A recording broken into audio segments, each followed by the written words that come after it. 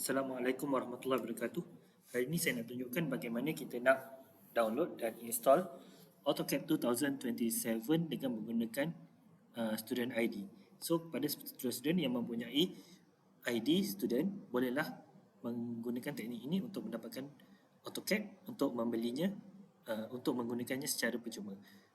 Boleh digunakan untuk pembelajaran. Jika pada personal, untuk personal users atau pekerja-pekerja syarikat, anda boleh gunakan teknik ini untuk daftar, download dan gunakan untuk tujuan pembelajaran dan dapatkan trial selama sebulan atau 15 hari. Okay. So, first kita search AutoCAD student. Okay, jadi kita buka file AutoCAD ni. Okay, kalau tu saya boleh sign in. Tapi kalau siapa-siapa yang tu, dia boleh daftar, create account kat sini, masukkan ID semua dan tu. Jika anda dah ada, bolehkan masukkan nombor akaun macam ni. Okay, so dia masukkan tu, ni masukkan tu password, sign in, dan dia akan send kod via email. Saya akan buka email saya. So, kita tengok email. Dia akan dapat one time passcode 67405. Okay. Bila dapat email, buka email, tengok ni dan trust this device. Okay. So, dia akan masuk dalam kita punya tu. So, dekat sini kita boleh tengok kita punya tu. Okay, saya punya tu expired sampai 2026 August 15. So, kita boleh download. Contohnya, saya dah tekan ni, kita tengok product and services.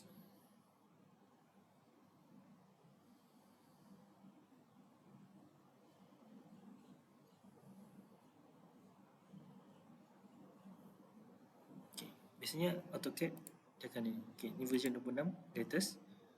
Kita boleh tekan install.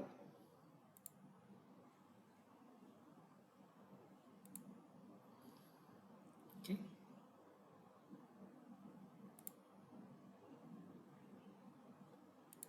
Okay, tekan install. Accept.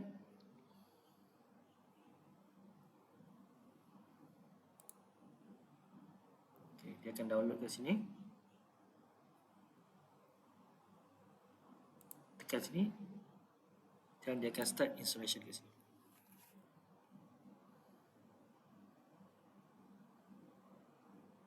So, kita follow je step dia sampai dia habis install.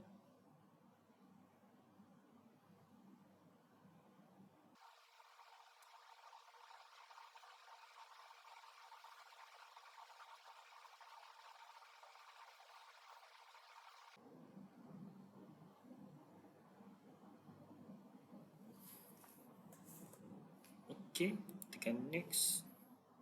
Tekan install je. Okay, kita follow je step untuk install.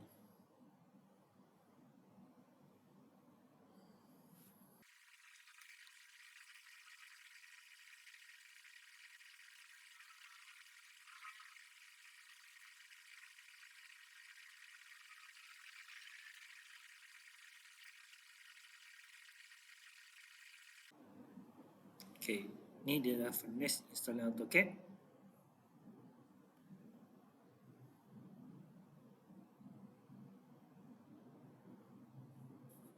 Dan dia suruh kita restart komputer. Saya rasa saya nak no dan finish je. Okay, dia sebenarnya dah install. Kita boleh buka sini. Search AutoCAD English.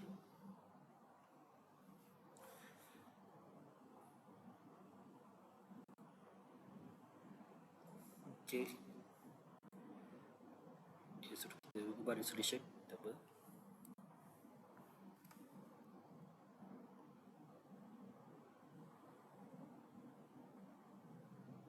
Okay, first time bila kita buka,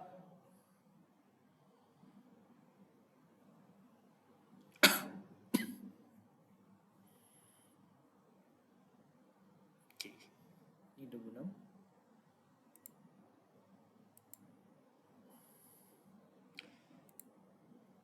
Okay.